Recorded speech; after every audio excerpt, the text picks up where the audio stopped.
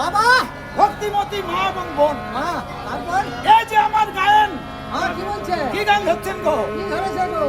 এটা দাসপাড়িয়া, বাবা রং দাসপাড়িয়া গান ধরেছেন। আহ, তো গানের পদে কি বলে গো? কি বলে গো?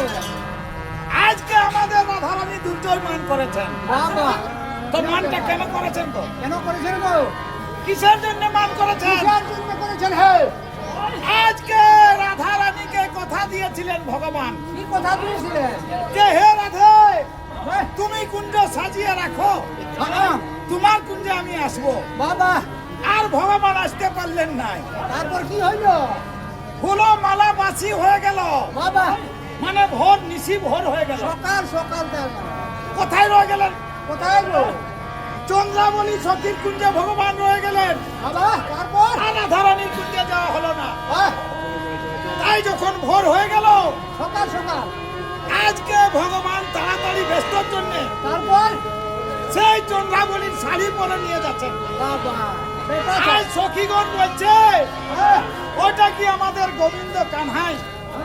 উনি তো গেরুয়া বছর ধুতি পরে, বাবা, আজ নীল শাড়ি পরে নিয়ে ভগবান আসছেন। তারপর বললেন না না, এটা আমাদের গোবিন্দ নাই। নাই নাই তো হে রাধে, যদিও পর্যন্ত তুমি কোনো কথা বলবে না, একদম চুপ সাদা মান করে থাকবে মান, বাবা যার মানের কোনো শেষ নাই। একটু ঘুরে ঘুরে হলে ভালো হয়।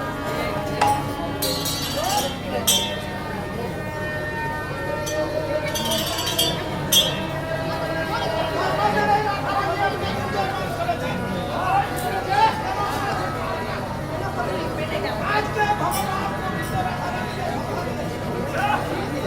হে রাধে,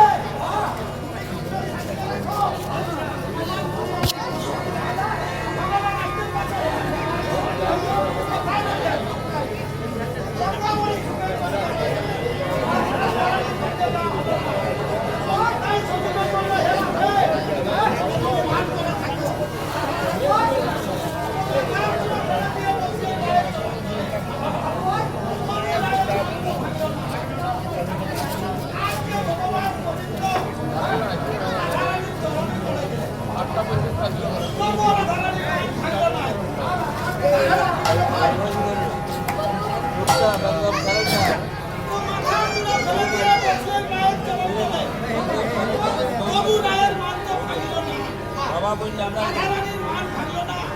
ভগবান অনেক অনুরোধ করলেন, তারপরে ভগবান চলে গেলেন।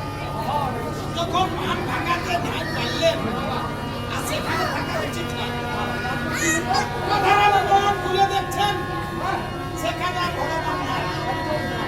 তখন তার নয়ন গুলাকে বলে, হেরে পাপী নয়ন, তুমি গোবিন্দ ভগবানের আমায় দর্শন করলে না, তাই তুমি পাপী নয়ন কেন চাইলে না?